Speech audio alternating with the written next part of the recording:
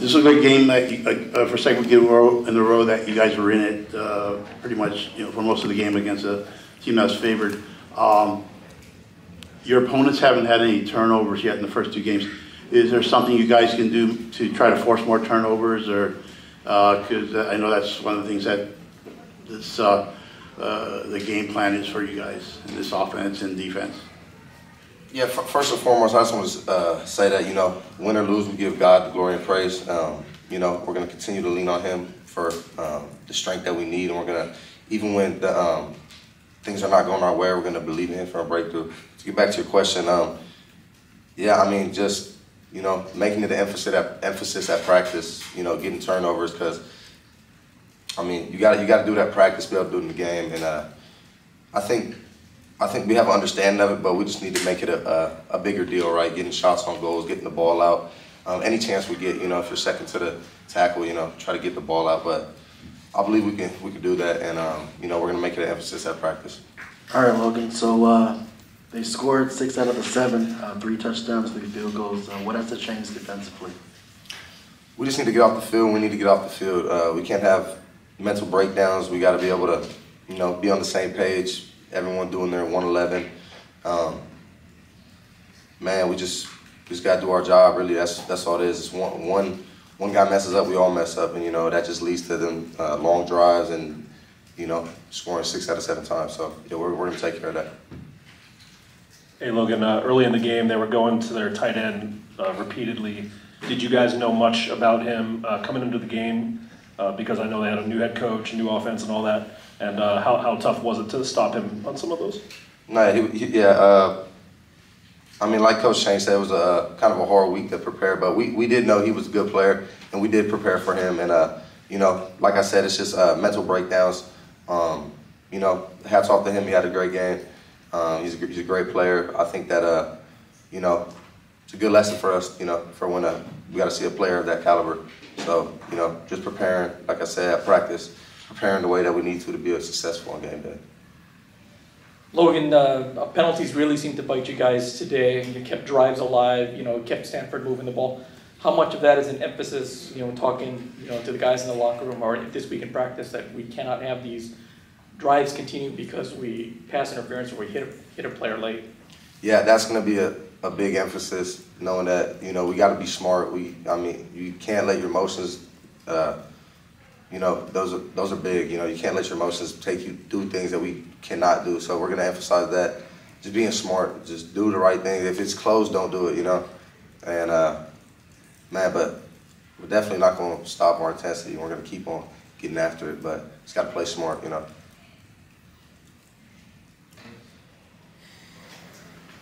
Hey, Brayden, not the result you guys were hoping for, but just kind of talk about the offense. I know you guys kind of came into your own a little bit late in the back half of the game, but just kind of talk a little bit about some of the positives you saw tonight, despite the loss. Yeah, there's always going to be positives. There was some good stuff on there, but at the end of the day, I got to play better. I got to put my eyes in the right spot. I got to make those plays for our team. So, I take responsibility for it. I'm going to be better. Starts with me on offense. And we're just going to continue to grow from this. I think this is a good experience that we've had these past 2 games. We've learned a lot, and we're going to take it for the better, and we're going to keep that locker room together and move forward. Brayden, these past 2 games haven't been the outcome you wanted, obviously, like Kyle said, but what can you talk about just fixing the small things and kind of putting your offense together into something, because you had another career high game with 355 yards, so can you talk about just kind of putting those pieces together? I think everyone can see we have a lot of talent. We've got some really freaking good receivers. I think we have a good O-line, we've got a good running backs, and so it's just there's a ton of potential, but that's all it is right now is potential. So we just got to continue to go out there and get in the film room, get better, continue to look at those reads, continue to get my eyes in the right spot, but there's definitely a ton of potential, but I think all it is right now is potential, so that's frustrating. Hey Brayden, can you speak to the red zone opportunities you had tonight and what you felt worked in some of those and where you fell short? Yeah, the red zone's definitely got to be a big emphasis for us going forward. That's 2 weeks in a row that we haven't been up to standard in the red zone, and obviously that's a huge part of the game. So we got to start practicing that a lot, get in there, and continue to just work on that because that's killed us these past 2 games.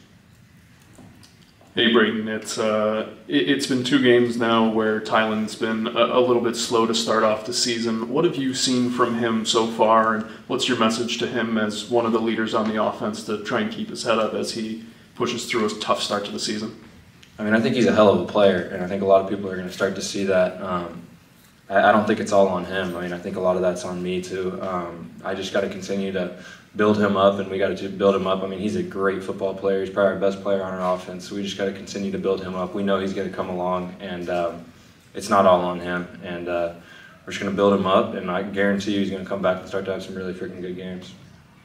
Brayden, you mentioned the potential. What do you see as the potential? And when you guys were able to move the ball down the field and score, what seemed, as you were watching, or what seemed to be working?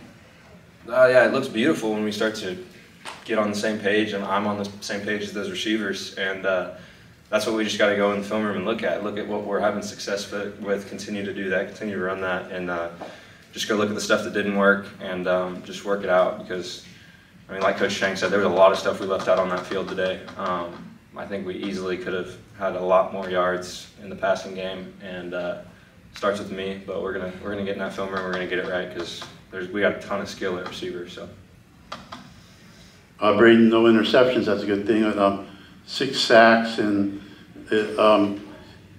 were they doing something with their coverages early on that you guys had to pick up on, or was that, because some of them didn't seem like you had the ball for a long time?